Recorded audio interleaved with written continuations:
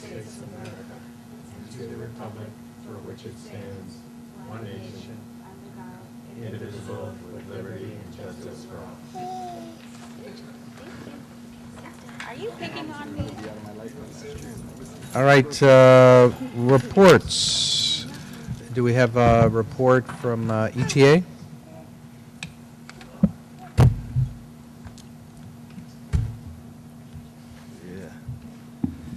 Good evening. I just received a list of outstanding issues that some of them have been, I just received a note from, or letter from John, the superintendent, so that some of these have been addressed. There's still a question on a few of them. And like the PA remains non-operational, but I read that there is a way of sending out an alert. Okay, that's news to us. Chemical showers in the science lab, still non-operational. Eye goggles for protection are broken. They need to be replaced.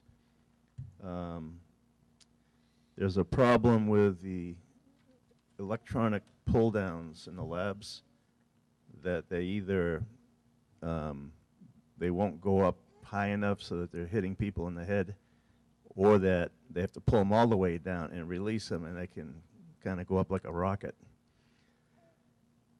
And there is a kind of like a rubber ring that can be, they can all be adjusted, and they just, that has to happen. There's a lot of them, and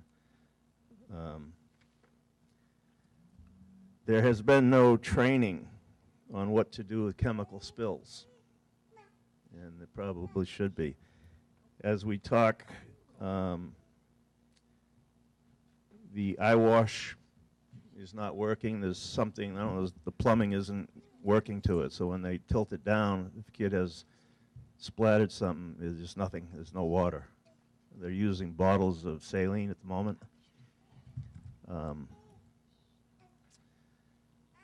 The bigger one is that with the gas burners that they use, there's no safety valve so that the teacher can control the flow of gas. So in its present state, the kids can be turning the valve on and gas can be going into the room.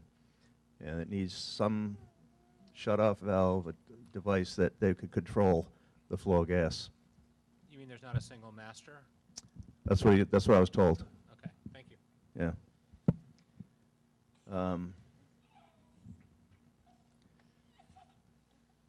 In the Learning Center, there was a note here that the phones have been fixed, but there is one phone in the Learning Center that apparently doesn't have a number. It has a jack, but it doesn't ring. There's an issue with it. I don't know if it's a dead jack or if it was not supposed to be there, but it was in the area where the teachers' offices are.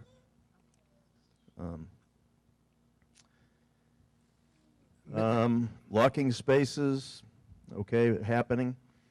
There is a shortage of bookcases or shelving in the Learning Center. And there's a lack of adequate space for the kids. The rooms are small, and they've had kids having to sit on the floor for lack of chairs and desk space. The teacher had to go out and buy a clock for the wall.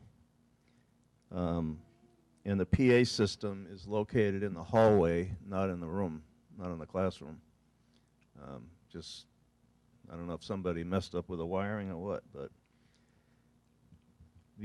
one of the math classrooms, the interactive board is not interactive. So there's some issue going on with the wiring that he can't get it to interact with, with the way it's supposed to. You might know better what that is. I'm not Mr. Techie, And in that same room, Benbrook's room, they can't lock the classroom from the inside. So if there's an intruder, there's something wrong with the key setup in that particular lock that he says he can't lock it.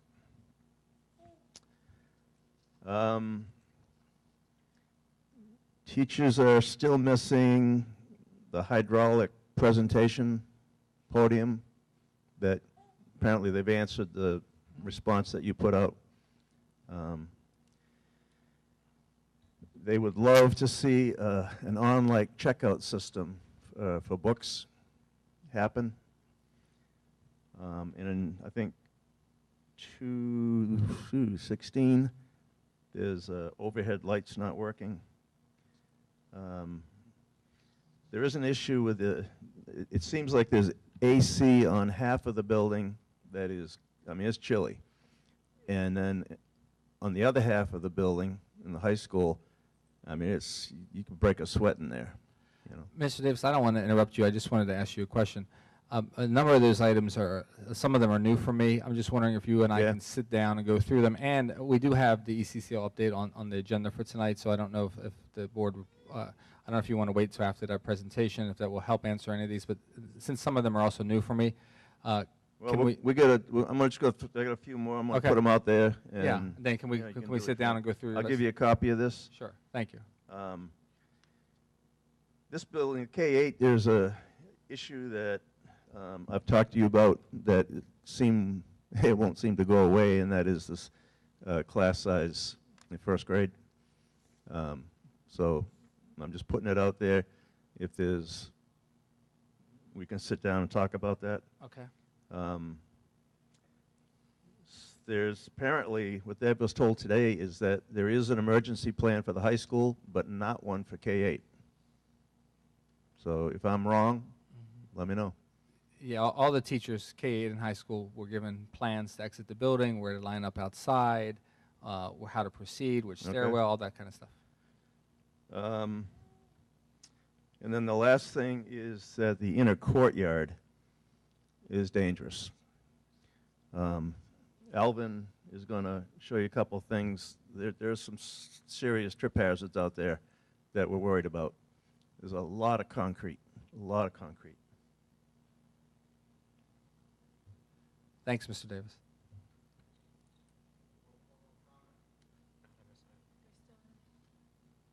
It'll be coming. We're on reports right now. Okay. I apologize. Oversight happens. Go ahead, Mr. Burns. Alvin Burns, Vice President ETA, computer technology teacher. All right. So hopefully you can see the screen. So I'm just go through some areas that we felt should be addressed in terms of the high school and also some other areas of the site. One of those was the identification of the school itself, meaning the high school. We see the ECCL and the K-12. I noticed tonight there was a sign going up for the high school. So that's great to see. But you won't be able to see that sign from the street unless you turn left on 47th Street. And then in the front of the school, when you first walk in the entryway, there's still a few pipes that are sticking up. Cones were put over those areas. 2 were put by the workers. The others were put by a staff member. And then there's still a lot of lips in the concrete when you're walking and where the landscaping is. I don't know if you could actually see the little curb areas, right? And then there's no signage on this high voltage. You can actually feel the hum as you walk by, right? So there was some concern there, questions from parents as to that. This is along from that big transformer thing. There was a walkway going toward the gym. So this is the gym area and the facility area and where the garbage cans are. And there were some questions as to why the garbage cans are still there, and is there an area for garbage? This is the facilities area, which is not marked. There were some questions as to where things are going to be delivered. Most things are being delivered to the high school main office, even information that, or packages that are for the district office and for the middle and elementary school. This is the foyer. Once you walk through the entryway of the high school, this is our foyer area. A lot of the kids are complaining, it looks like an institution. They can't go back and forth. You'll see in a second, I'll show you some photographs as you go around into the lunch area. They don't know where the bathrooms are. The bathrooms are not marked or identified for where the high school should go during lunchtime. So students are going to the gym area for the restroom, or they're needing to be coming back into that foyer area where the iron gates are. So there is some question, how come we don't have, as you can see on the left, that area is open, you know, as part of the high school, so to make it more of an easier pathway. And this is the walkway that the students take to go down to the gym. To the right is the actual play area. Students standing there by that particular gate. There seems to be a lot of congregation in that gate because that is the way to get to the restrooms if you're not going to the restrooms near the elementary middle school.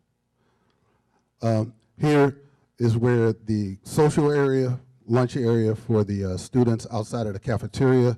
If you notice where the trees are, there is, and I'll show you in a little bit, there's another area near the middle school where there's a grate over the landscaping. But here you can actually walk right into the dirt. This guy is actually getting ready to step down. If you see the picture on the right, there's lips where students can actually sit and socialize during lunch. You sure can. I'm sorry, pardon me. I just want to announce to everybody, this is a Brown Act violation. The public comments is supposed to be before the reports. It's supposed to be at the beginning of the meeting. Now I have to leave. And so I've been shut out. I'm a member of the public, and I have been shut out of being able to make a public comment. Sorry for interrupting.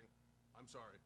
You should talk to them about this. Mr. Burns. This is illegal. Mr. Burns, I have apologized to Mr. Donahue for the oversight.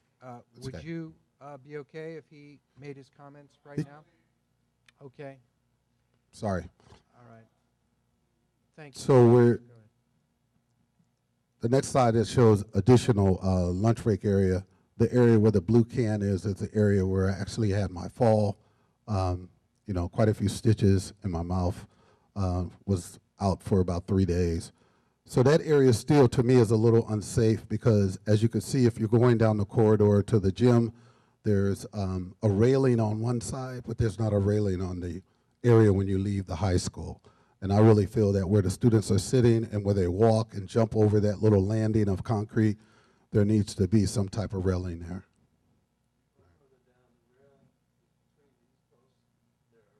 Right.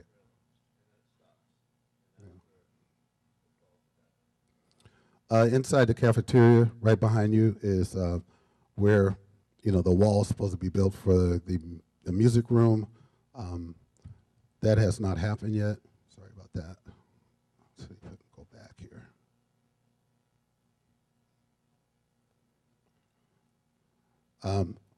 So we're still waiting for this wall to be built. We still have the curtains up. There's still some concern and questions from the students. Play area here for the students, as you can see on the right side, there's still quite a bit of lipping from the concrete because of the landscaping. So we're wondering what these dirt mounds are with the grass, you know, so there's a lot of questions as to what that is. One of the basketball courts is facing the concession stand. And so when students are actually playing basketball and throwing the ball at the basket, a few of the balls have hit the glass in the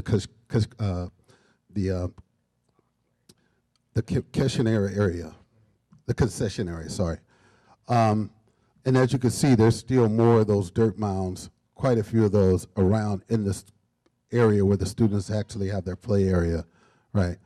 I just feel it should be like any high school or any middle school or even elementary school. It should be flat. I don't know what the dirt mounds in the, I mean, it must be some type of landscaping, architecture, whatever it is. But again, there's more lips for the, from the concrete, from the actual asphalt to the actual mound area, right? And then on the right, you can see where the grading that's over that little landscaping place under the tree, right? It would be nice to have those. If we're going to have the trees in the other high school area, it would be nice to have those grates instead of just the dirt and the plants, right? Because that would be more safe for the students, I think. This is the area beyond the cafeteria door when you enter right here. If you go out this door and to the right, there is a bathroom there. There's 2 bathroom entrances. Students don't know. They feel that that area is off limits to them in terms of the high school, right? But I've been directing students that way to the restrooms instead of coming back into the high school because of the iron gate. The next is just the library. We felt that the library shelves are quite high, quite a few hiding places. Computer lab still does not have storage, still does not have adequate places for cabling for the computers. There are no cabinets, there are no drawers. There's a closet that has a broken lock. And then that's the first floor where the library and the computer is. But on the second floor, students are now doing their ASB conversations around Spirit Week and other activities. Spirit Week is one of those periods where the students actually decorate the hallways, but this particular high school has no bulletin boards or any hallway space or wall space to actually do any type of posters or, you know, decorating. The only space that is there is in the one corridor near the going to the Learning Center and the computer lab, the science labs and the math classes. Right. And then the music room, again, that's supposed to be the music room. Right now, Tom Salvador, who's actually our music teacher, is teaching in a classroom, actually a room that is half the size of a classroom with a full band. Right next to the computer lab, so the students in the computer lab are listening to the music. They're enjoying it because the kids are getting better. Right. And didn't get a chance to take some pictures from the other classrooms. This is the balcony outside of the Learning Center. So you go to the second floor, past the regular classrooms, make a left, go through it, through the, where the math class and the science labs are. If you go out that door, there's the balcony that looks over to the middle and the elementary school. Go back here.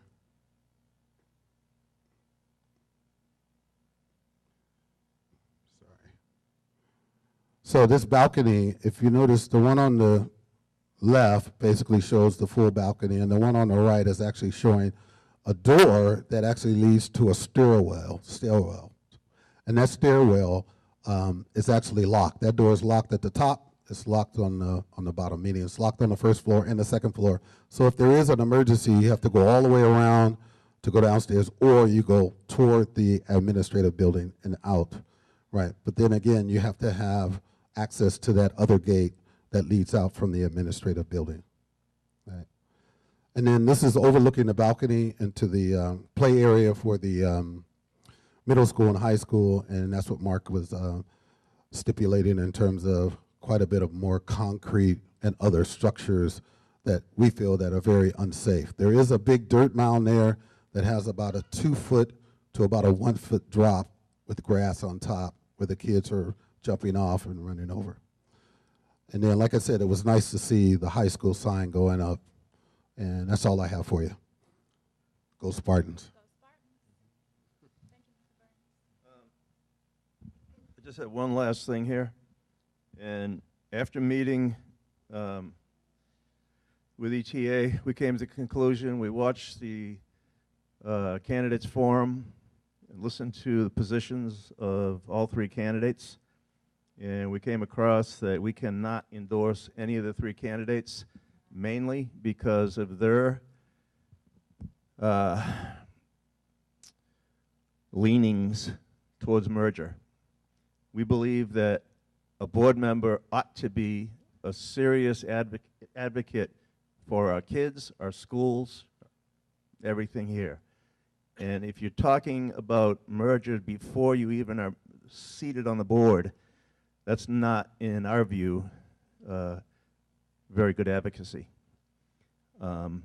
So We would like to hear not simply, you know, well, look at these test scores. We would like to remind people that we have a lot of success stories in the school. Success stories that came out of the very same classrooms where, yes, some kids struggle, but we have college graduates, one sitting here. We have lawyers practicing in Los Angeles, graduated from UCLA School of Law, graduates from Cal. We have students with double master's degrees. We have students that have very successful, graduated from Stanford, working on PhD programs at Penn State.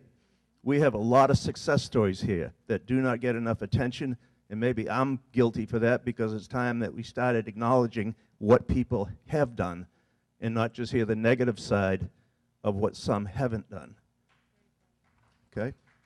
Good night. Thank you. Thank you, Mr. Davis. Thank you for that report, and urge you to stick around for the ECCL item. We can talk about that.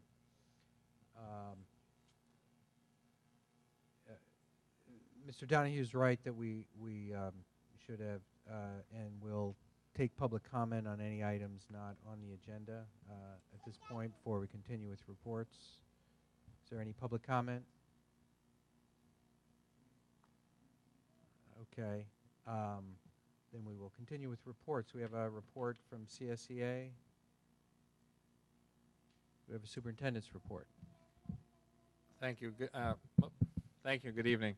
I just wanted to say thank you to Mr. Burns and Mr. Davis for coming out tonight as I make my report. Part of my report, board members, was to let the board know that we continue to work down the list. We appreciate you bringing the items back. I appreciate you bringing them back and giving us some of the new ones you mentioned. I didn't know about the gas burners issue and some of the others you mentioned.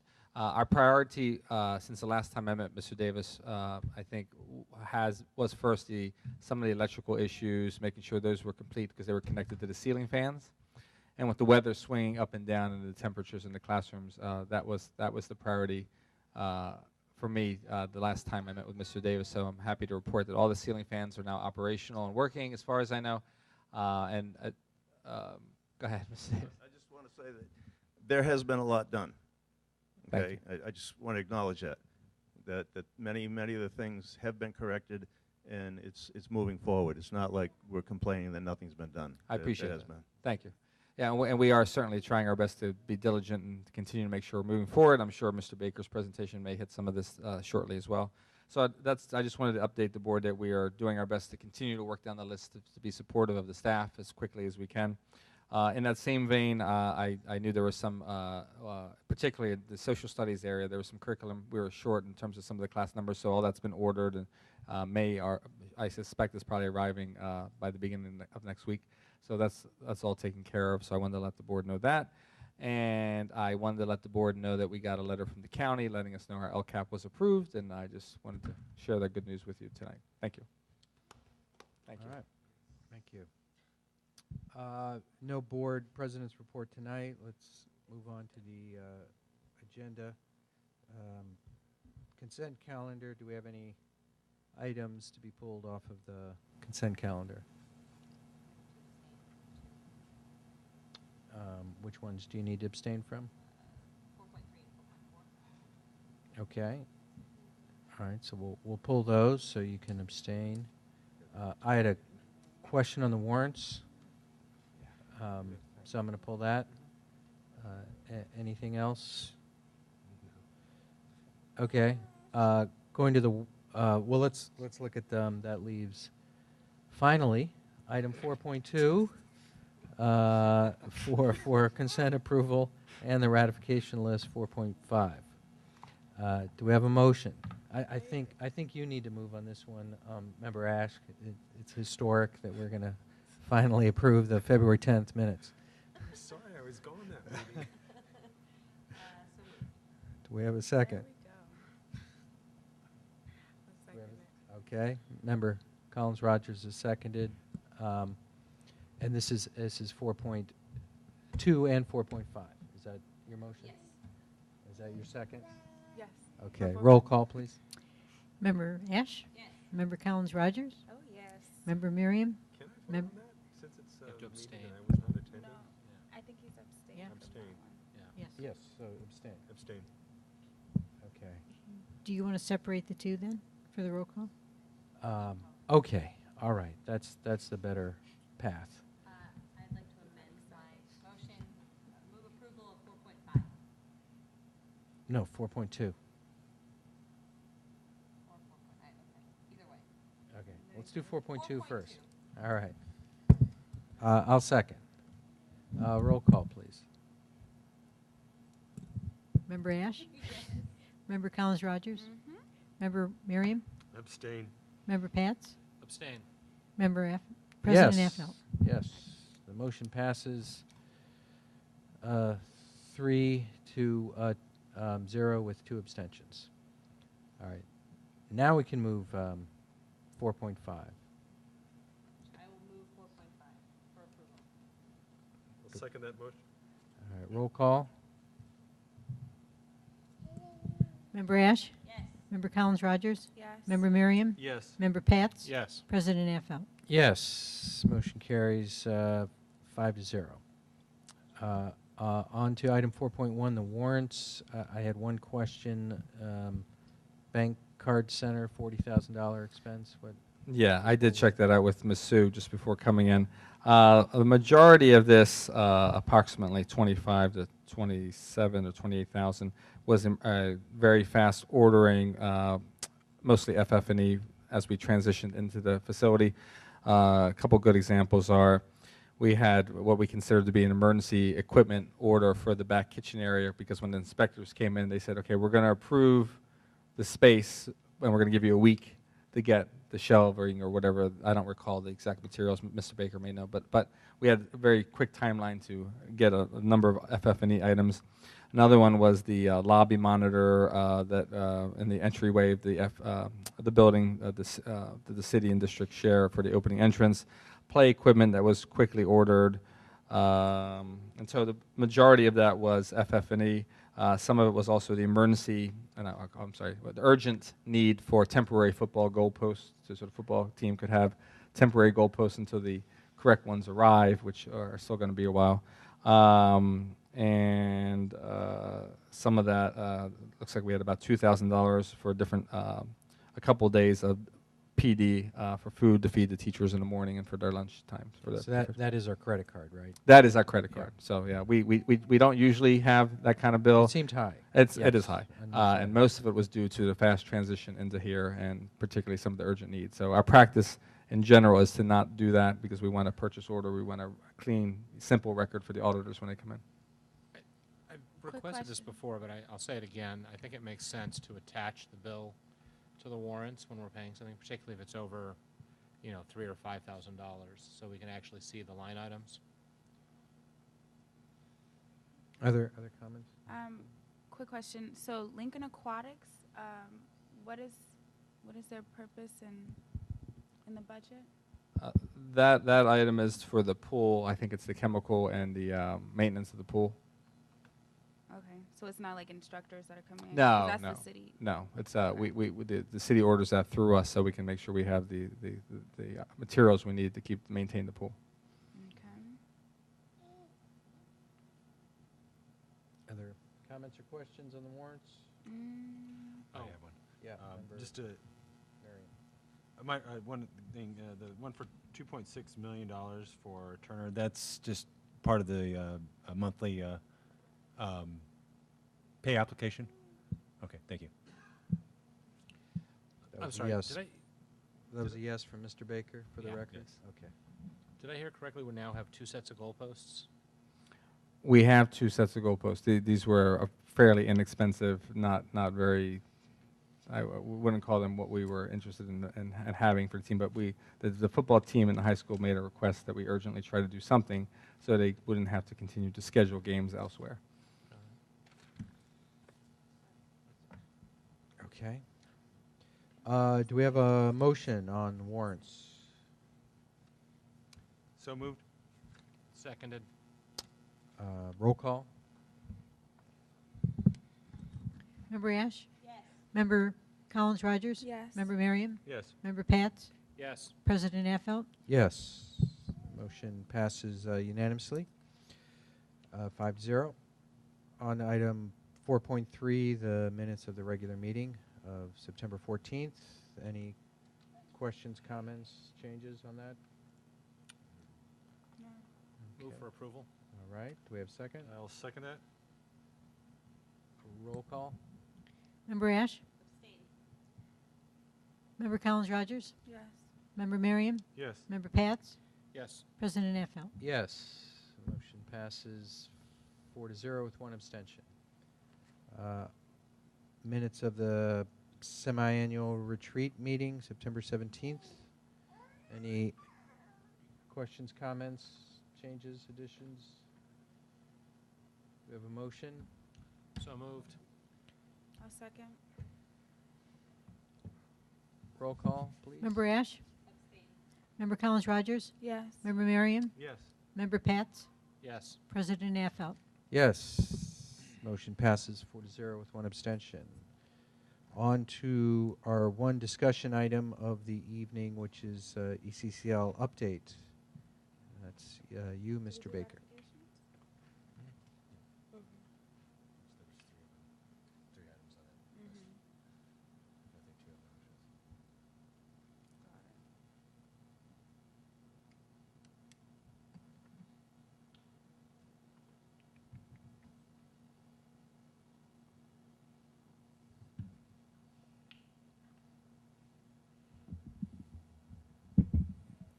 Good evening. Before I dive into the ECCL update, I want to thank Mr. Burns and Mr. Davis for their attention to detail, which is great. It's good to have these things brought out on the table so we can discuss them. I want to point out many of those things are design issues, the way things were designed. And one suggestion I have, you'll see, I have a number of questions about those issues also. I would suggest that we collect those together. And I think the best thing to do is have a dialogue with the architects, because there's a lot of history behind some of those things. Some things are things that they're just, with any new facility, there are things that that you might want to change. But there's a lot of history behind some of those, and I think that it would be good to have that dialogue. We've had a lot of those discussions already. First, the site plan. I think we all know the site plan now. We can probably retire that slide. So final completion. Mr. Baker, you do not have a screen.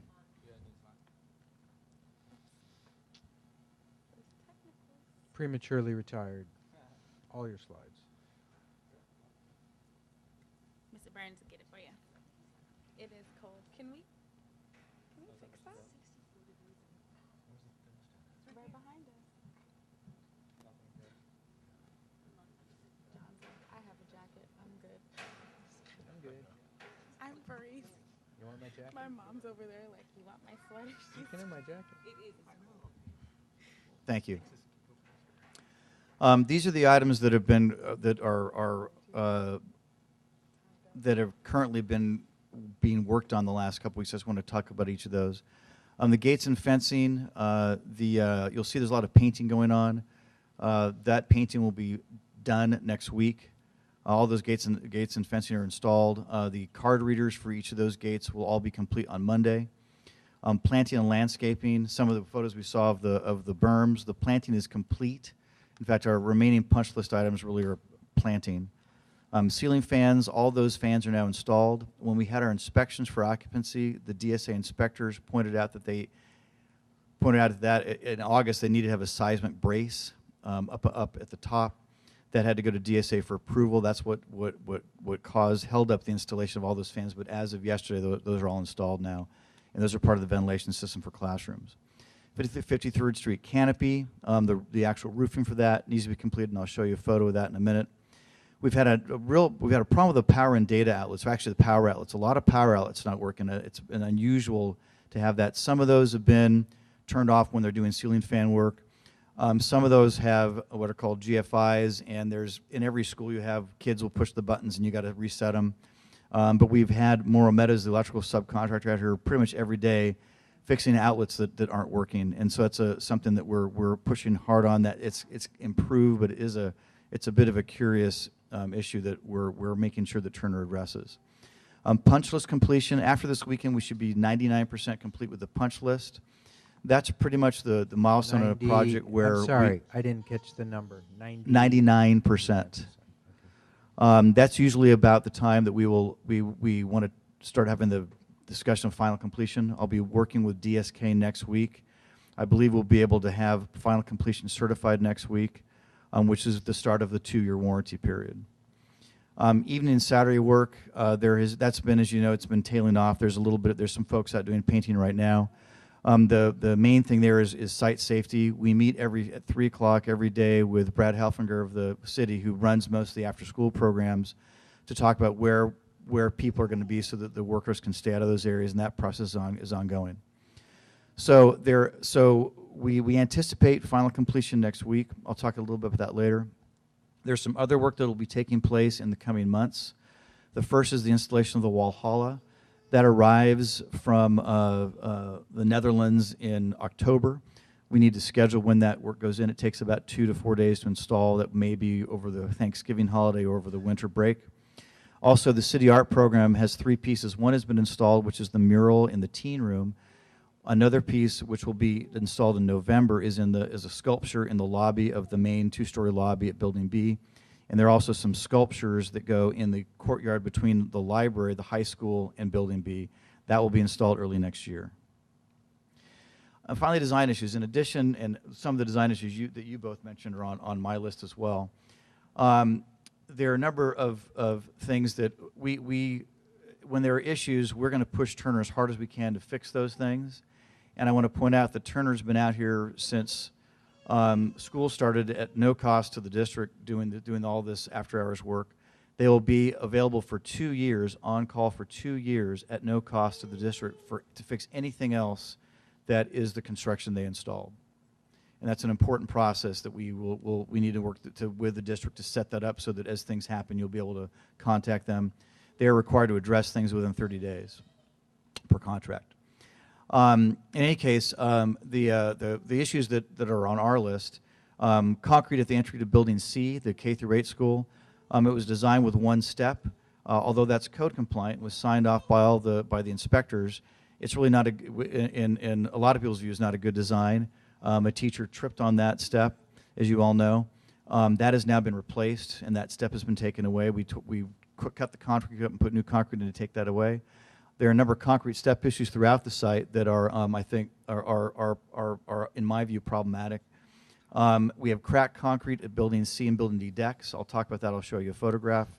There's a door hardware and lock issues where either, and those things are pretty easy to change out, changing out the latch set so you can change the direction of the door swing or change the doors so they can be unlocked or locked. And let's collect all those things together so we can address those things. The west end of the field that slopes down, the folks who own athletic programs are concerned about that. That's where the bike path goes. We're looking at maybe flattening that out so that you have a flat area rather than a slope down. Importantly, though, we need to put together is making sure we have a process for tracking these design issues. We have a system for tracking the Turner things. We have a punch list now. We'll a warranty log after that. But for design issues, things that are constructed as they were designed, I think Dr. Ruby has been kind of collecting those items. I want to make sure we have one kind of holding place for all those things so that they can be addressed properly. Dr. Rubin and I met with Mark Cyberlick of DSK Architects last week to talk about a number of these things, and he's in the process of responding. But I just want to point out there's things that you will encounter at ECCL that are the way that they were designed, and those we can't kind of go after Turner for those things. We need to have a process for how we address those. Just to show you the gates and fencing, the red iron is the unfinished. You'll see those are the ones that have been painted or painted a kind of blue-gray color, and they're out there painting right now to finish those up. You'll see here the ones with the panicard were the ones with the on the left side with the 2 bars. Those are the code required exits, and they have panic bars so you can always at any time go through those. To the right, you'll see 2 gates that have locked cane bolts, and those are just for convenience. So if you have an event where you want more access through the gates, you unlock those and open them up. But they're going to be locked most of the time for security purposes, and if you have a weekend event or an evening event, you can unlock those and open those up. So the ones with the panic bars are the code required exits, and that's the code required width. And so that's why there aren't more of those, because that's what the code minimum. But you can, the reason we have these other ones is so you can open them up on certain events to have more access. So that's kind of, there's two different kinds of gates. Landscaping here, I've got the picture of the berms here too. Those have been planted, and that is a landscape design feature.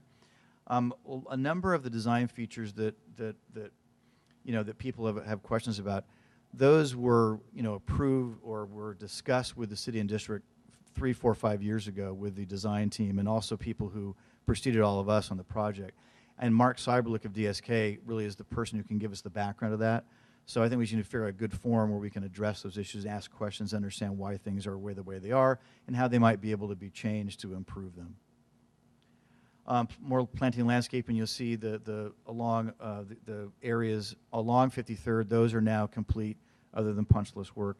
In the foreground, that area, that's the community garden. So there's some planters there, but it looks bare now. That whole area is the community garden volunteer organization does that. They've done some planting. That's sort of a work in progress. The ceiling fans, those are all in now. This 53rd Street canopy, as you can see, there's a bit of a tree canopy conflict there. We had the arborist come out to tell us, really to advise us on how to properly maintain that tree and prune that tree in a way that doesn't harm the tree.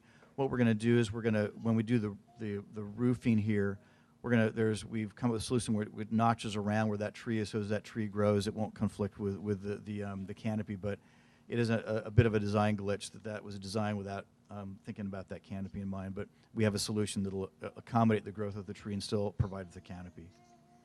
And then this is the concrete to the entry of the K-8 school. You can see that darker area, which will gradually be the same color as the other concrete, where we have eliminated that step that was a concern. There are a number of concrete steps. You mentioned these also throughout the site. We walked the site with Mark Cyberlick last Friday to talk about these items, or last Thursday. And he is going to address why they've been designed the way they are.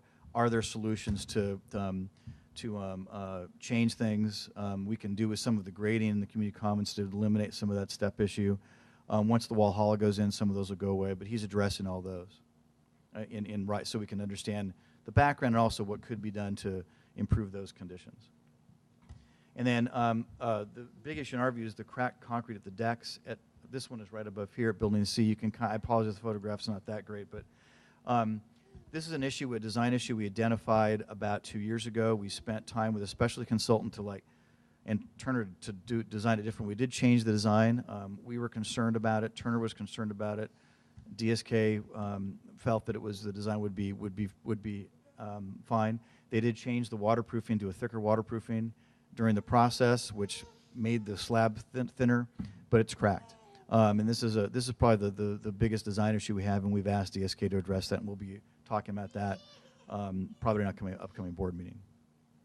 I do want to point out that I'm hopeful that Namone, Lee Hardesty, and Elizabeth Bornstein of our office have been on site. Namone is finishing up tomorrow on site, but Elizabeth will be here every day through October. If there are any issues that either of you or any other teachers or staff have, by all means, please contact Elizabeth and let her know about those. Yeah, and that's one way we hope to be able to answer questions, get information to Turner, get things on a design list, and manage that. So she'll be here through the rest of next month, to the end of next month, if there are any issues that you guys have. Closeout, this is sort of what we're working on now. Building system commissioning and training. We're actually going to redo some training for some folks who were not able to attend the first training.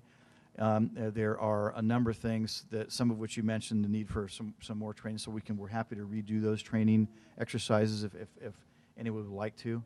Operation and maintenance manuals, these are both going to be digital and also binders, one set for the city, one for the district. We're nearly done collecting all of those, and we'll have those, and we're trying to figure out where to keep them now so that they can be accessed by the appropriate people. Warranties and guarantees, and there's an overall 2-year warranty that Turner has. Turner's going to be on call for 2 years to repair anything that breaks or isn't working. There's also longer term though, like there's a roofing warranty for 30 years. Some of the mechanical equipment has longer, like a 5 or 10-year warranty. So we're collecting all of those as well. As-built documents, that's the record of the drawing of the built condition, so that in future years when you go to remodel or do something, you'll have those available. Those have to be signed off by the inspectors of record and the architect. Those are being reviewed right now. We've received those, and we're reviewing those. Final DSA documentation. We have one more set of forms, the Form 6. This is Forms 6 that need to go in. And we've completed all of our inspections and testing, but they have to fill out, the inspectors and testers have to fill out these forms to finish that and certifications. We should have that done, I think, by next week, per my discussion with the inspectors this week. And then the procedure for the warranty period, how things are identified and how that's conveyed to Turner. We'll work with you on that. There's a standard form that'll be issued. We want to make sure we have a point of contact at Turner and funnel all those things through points of contact to the city and district, so they're not coming from 15 different directions. So we need to put a procedure in place for that. The power purchase agreement that we talked about a few months ago, we've drafted that up, and I want to forward that to the district for their review. Again, we're happy that we've been happy to put that together and get that drafted up while we're still here. And we can talk about how that's reviewed and what the process is, perhaps at an upcoming board meeting. And then finally, Citizens Advisory Committee. We have some reports. We're right now working on the report for the 15-16 fiscal year. We'll have another one that will be available next year to work with the Oversight Committee, not advisory, the Citizens Oversight Committee, to do the one for. We'll have to do one for the short part of the 16-17 fiscal year that we are currently in. So we'll still be available to work with the COC to finish those reports.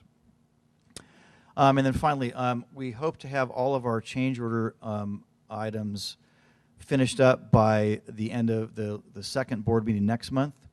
There are only, I think there are only two that we think are larger than the 87, the ratification list item. The first has been the site utility resequencing, which we haven't talked about in a while, but when we had to resequence these site utilities to work around the East Bay mud pipe, it's very complex, involves about 6 or 7 subcontractors. We're in the process of negotiating that down. It's been a 3-month process, but we're going to keep at it until we're satisfied. Also, the site gates and fencing value engineering. Our target was to save $300,000 on the fencing. We ended up saving about $200,000. This may, in our final negotiation, go under the limit being the ratification list, but I just want to give everyone a heads up of what's coming up. And then we'll have a half a dozen items on ratification lists next month, and then that'll be it. There are a couple ones that, in addition to those, a couple ones that I want to talk about. There's the final cost of the Saturday work. This is all really subcontractors doing Saturday work. This is only up to the contract date of July 24th. But that's mostly subcontractors, and those subs did a great job out here on Saturday to do that work, and I think we'll bring that forth to you. Turner has submitted a request for additional document control staff. This issue, which I will talk more in detail at the next meeting, is when DSK Architects, the original bid set of documents, they had about 900 sheets. At the end of the project, they've had about 3,000 sheets. They've tripled the amount of drawings, which is really a surprise in my view and for Turner. I believe there's some legitimacy to this request. I just want to point that out coming forth, and we'll be discussing that. In addition, DSK has asked for additional fees for their additional time in the project. I want to point out that before we even address that, though, some of the design issues that have been discussed, I think we need to address those first. And that was the point of our meeting with Dr. Rubin and myself had with Wax Schreiberlich last week. And I think we need to have a comfort level about all those design issues before we even consider this. And then Turner has, I mentioned this in previous board, but Turner had submitted time extension cost request. And this is in excess of $600,000. That has been rejected. And we will not be, and I want to point out that our discussion with them, they've made most of that go away. They're going to make all that go away. And this has to do with them finishing after the contract date and in lieu of liquidated damages, which are far less than what they've asked for. I intend to make that so that there's no additional cost for even past the original contract date of June 1st for Turner. And so far those discussions have gone well, and we intend to keep pushing in that direction.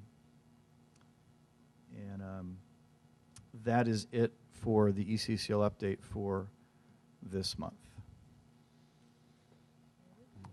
Questions for Mr. Baker? Yes.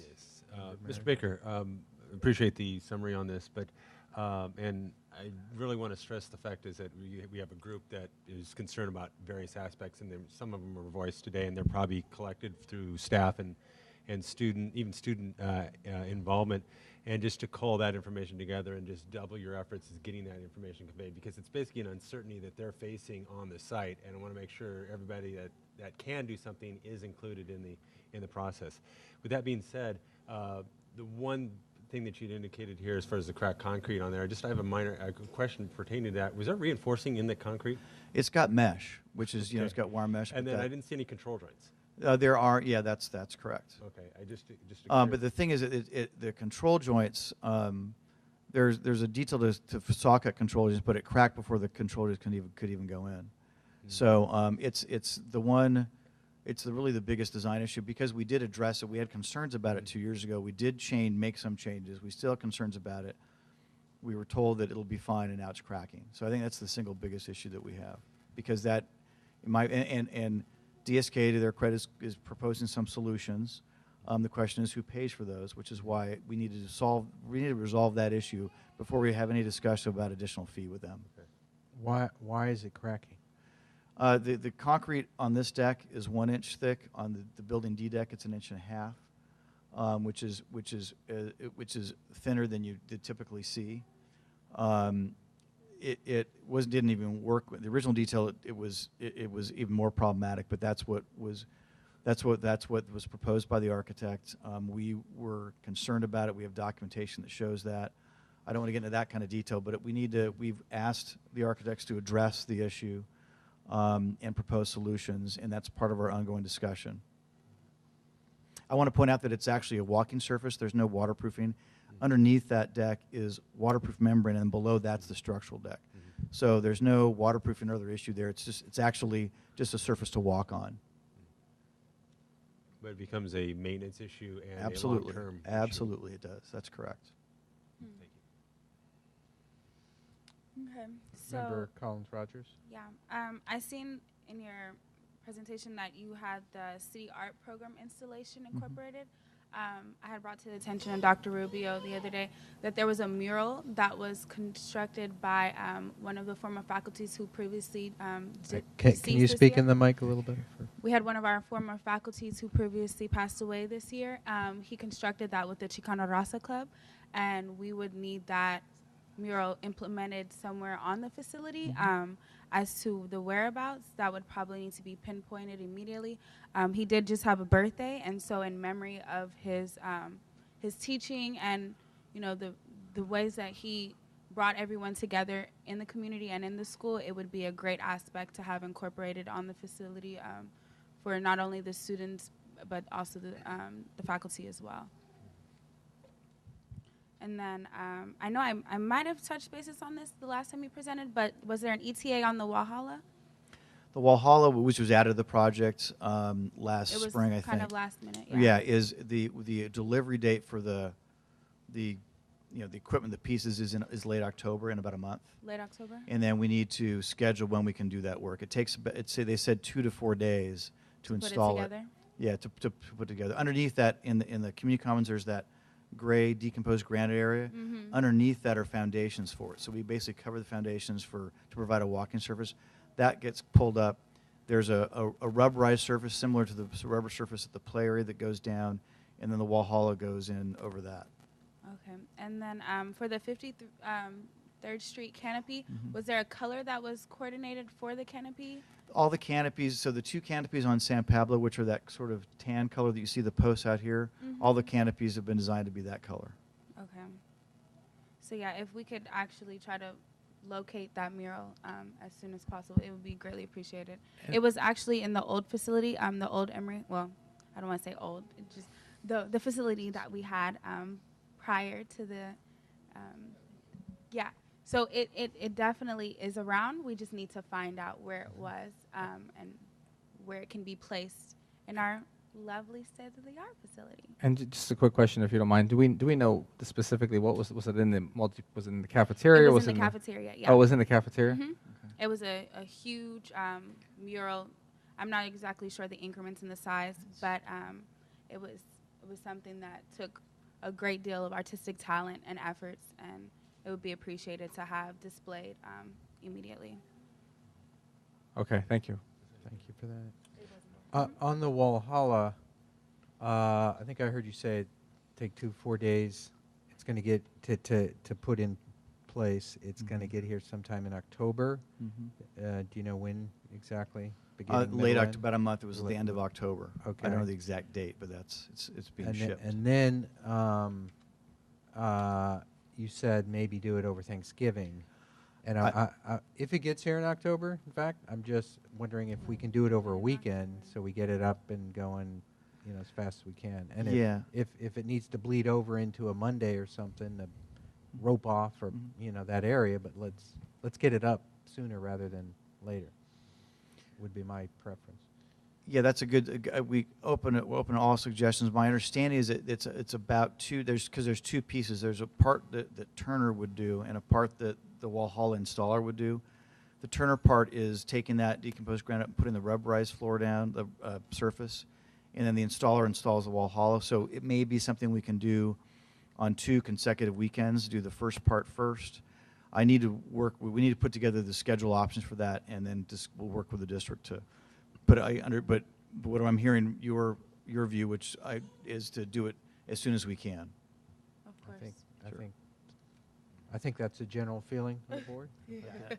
We will endeavor to do that. Okay, appreciate that. And we heard many appropriate concerns raised, and if I'm getting this correct, the set of concerns raised by Mr. Davis and Mr. Burns, you're going to take the first crack at addressing. And secondly, the set of concerns that are design issues, Mr.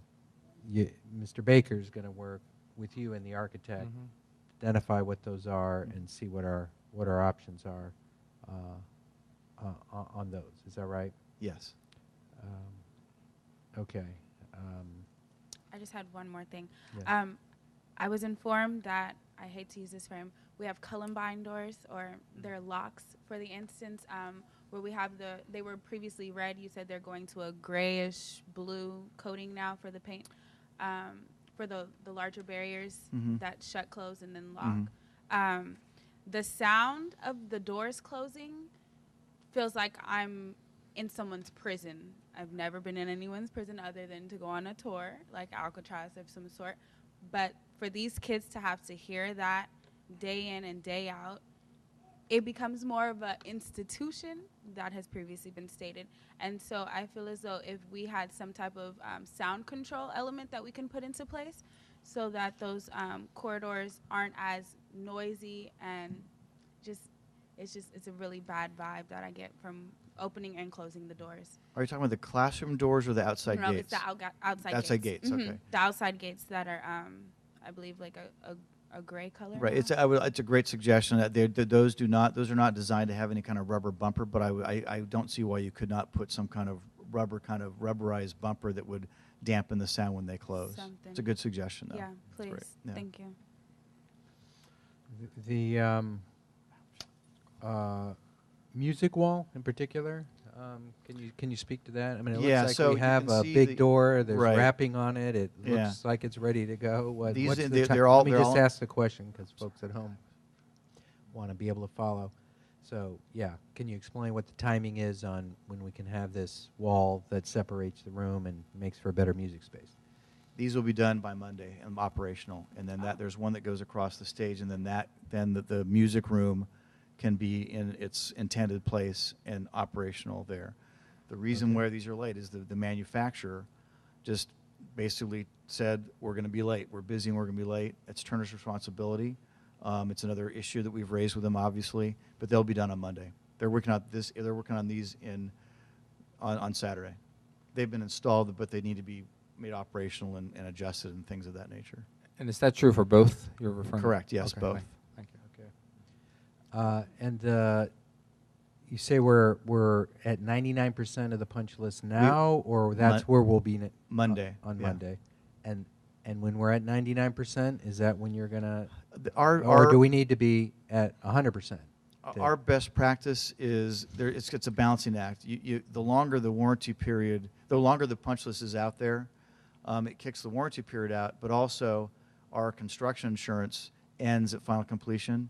So we usually advocate when you get to 99%, you make that final completion. That starts the warranty period. It ends your insurance period with the OSIP, the Under Controlled Insurance Program. And you take the remaining items on the list, which are about 30 or 40, and you convert those to warranty items. So they still have to finish that work under the warranty period, but over the next 2 years, there'll be probably several items that will need to be repaired. So we would convert those to warranty items, reach final completion, warranty period starts, and the insurance coverage ends at that time as well. Member Merriam, do you have some Yes, thoughts on yes, the balancing act there? Well, regarding converting it from a punch list to a warranty issue, it puts the owner at a disadvantage. And for it to happen, the contract should be complete before our warranty starts. And for it to be elements hanging out, I don't know what the magnitude of those items are. The idea of having them converted to a warranty goes against construction practice. I wouldn't see it fit. I'm happy to have a discussion about that. People have different opinions, and I'm happy to consider. I've had projects we've said no, they all have to be done. I think the main thing is that the OSIP still has coverage until final completion, so we'll take a look at what that cost is. I think that cost is about $30,000 a month, and we don't want to. That's all in the budget now. But if we keep pushing that out, so I'm happy to have a discussion with you. I want to make sure we align how we execute that with the desires of the district. Well, as far as having some kind of carrot and stick, when is the slated release of retention? We're not going to release retention until we get to final completion. Okay, so we still have a reserve of money to address any unforeseen things of that nature. We are still withholding $3 million plus of retention. All right. Are you going to present us with a budget at some point of where we spend all our bond money, or almost all of it, or We're doing our reconciliation for the month of September right now. As I reported last, I think we're going to pretty much be using up most of the budget contingency, and I will be reporting at the end. I'll be reporting on that in detail in this October board meeting. Again, we put together the reporting documents have gone typically to the district and also to the COC, who sees those and we have our next COC meeting in October. But I'm happy to do sort of a final report. I've been given periodic updates monthly. I don't have that update now because we're in the middle of that reconciliation, but we'll have a more detailed report in October when we're done with this month of September. Okay. And remind me what are the sort of next steps down the road on the power purchase agreement, and when we should be thinking about acting on that? Our recommendation is to monitor energy use during the first at least 6 months or so of the project, so you can see what the energy use is. You then put that data into the RFP. That goes out to providers so they'll have some real information, real performance information with which to size the system. Our recommendation would be to do that anywhere from 6 months to 1 year of occupancy. So that would be between sort of February and August of next year to issue that to the market. Okay. And remind me your involvement in that RFP process. We've just volunteered to draft up that RFP, and before we depart here next month, I'll issue it for review. I haven't discussed the review process. We'll review that certainly with the superintendent. The board is invited to review it as well. We can discuss it more in detail as an item in October if you'd like to do that. But the draft has been completed. I've not yet issued it for the district for review, but I'm happy to do that next week. Okay. And when does Swinnerton's tenure with this project end? Our tenure, the schedule is as follows. Namone finishes up. I'm talking with staff. We have 4 staff members: myself, Namone Lee Hardesty, Elizabeth Bornstein, and Toby Fenn. Namone finishes up this week. Elizabeth will be here on site every day through October. Toby's here a couple days a week to work with Dora on financial matters. I'm hopeful she'll finish up. Toby will finish up when we're done, when we've got all the project costs closed out. And then I will be here periodically as needed to advise through next month. But right now we're envisioned to be done at the end of October. Okay. Other questions? Can you go back to the final slide?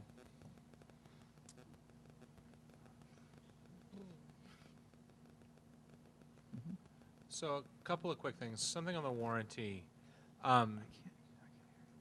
Does the warranty, is it a straight 2 years, or if they fix something that's seriously broken, you keep going with if an air conditioning unit goes out, does that reset the warranty, or do we just, is it just a flat 2 years? It's a great question. So the way it works is that when you get towards anything you identify during the warranty period is still a warranty item. So typically what we advocate is a month before it expires, you do a really detailed warranty walk. And anything, as long as you identify it during the warranty period, even once it expires, it still becomes an issue. Once the warranty period expires, anything new that you identify is no longer covered under the warranty. Now, certain equipment, such as HVAC units, have longer warranties. Those have 5, 10, 15-year warranties, and those, so for individual elements of the project, those have even longer warranties than that. The resetting notion, the way it works with the Turner overall warranty, is it doesn't reset, but that's why you've got to make sure you want to identify everything you possibly can identify before it expires, and then they will still have the obligation to finish those things down the road. We always maintain that if something's prepared under the warranty and then it fails again, that means it was never repaired as it was identified during the warranty period, so you can go back and do that. Individual equipment may have that reset period you speak of. A lot of times, air handling units might have a fan coil or a fan that goes out, and if they replace it, it now extends the warranty out. It depends on the terms of that individual equipment warranty, but some of them are like that. Okay, and then you list final cost of Saturday work. So that was to complete on time, correct? Yes. And so you're saying there's an additional charge to the district because they had to work on Saturdays to meet their deadline? So the with the 4-month delay for Building C, we got that down to 2 months, which was the July 24th date by doing several things. We did a pull schedule with the subcontractors, and we agreed to doing Saturday work at the district's cost because that was a legitimate delay that was not Turner's cause. So this is just to July 24th. Anything beyond that is not going to be, there's going to be no compensation for any Turner costs after July 24th.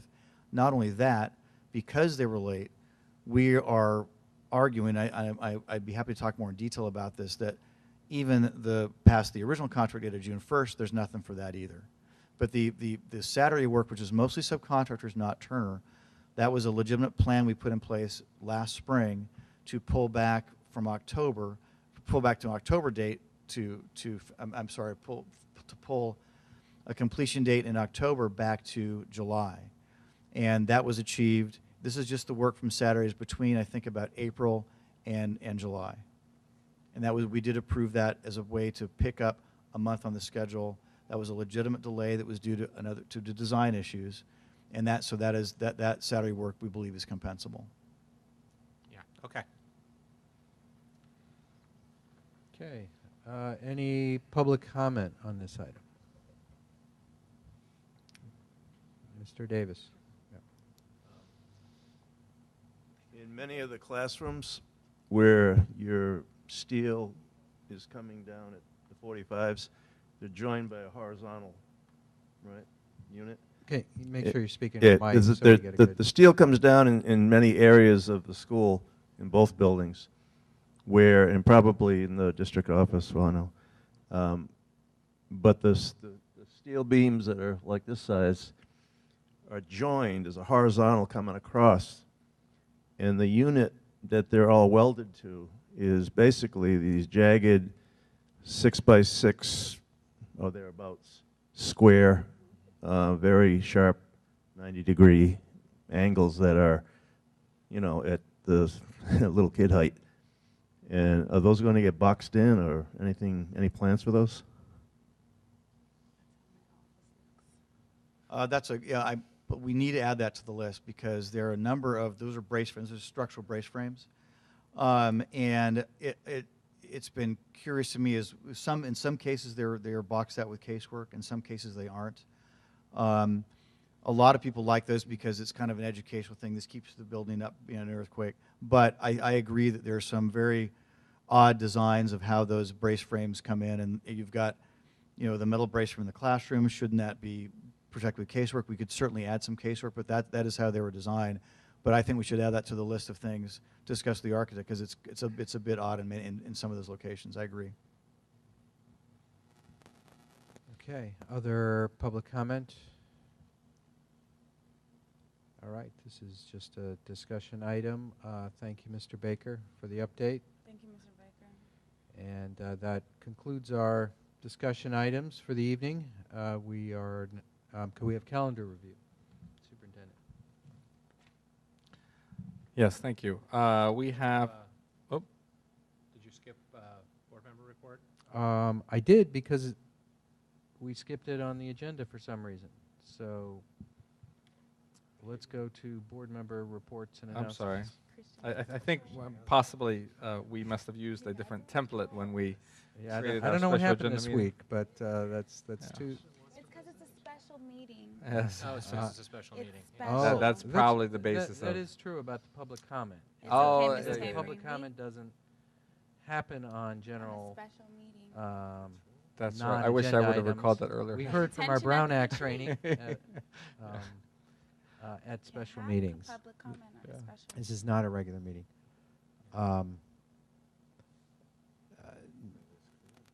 Mr. Pats, would you like to make an announcement? I just, so I've been meeting with various groups across town lately, and I met with the police union here locally last night, and they asked the question about having a school resource officer on campus. And this is not the first time people have broached that subject. And I'm of the mindset, I'm not a big fan of SROs on campuses. I think schools should do their own thing. But I realize I've heard from enough people that are interested in it that I'd love to hear a discussion on it or something. And, you know, again, I'm happy to not have that discussion, but enough people have asked me that it seems to be beyond my choice, and we should really have a formal discussion. So I thought I'd share that with you guys, that I know I've heard that Chief Tejada is in favor of it, and I was not in a position to ask if the police officers were. My preference is to have them here in a community service capacity and, you know, much more social. But like I said, there's enough people out there asking about it that I thought I'd share that with the board. And you know, again, if it should be a future discussion item, you know, I'll throw it out there. Okay, thank you for that. It's been done before, so we can do it again. Yeah. Yeah, it's done all the time. Yeah. Other Well, we had them on campus. other board reports or announcements? All right, now calendar review. Thank you. Okay, we have our Emery High School Back to School Night is going to be on October the 5th, which I believe is a Wednesday, from 5:30 to 6:30 p.m. I hope you can attend or can stop by. Our next Board of Trustees meeting is on Wednesday, October the 12th at 6 p.m. Thank you. All right, and we're now going to adjourn the closed session.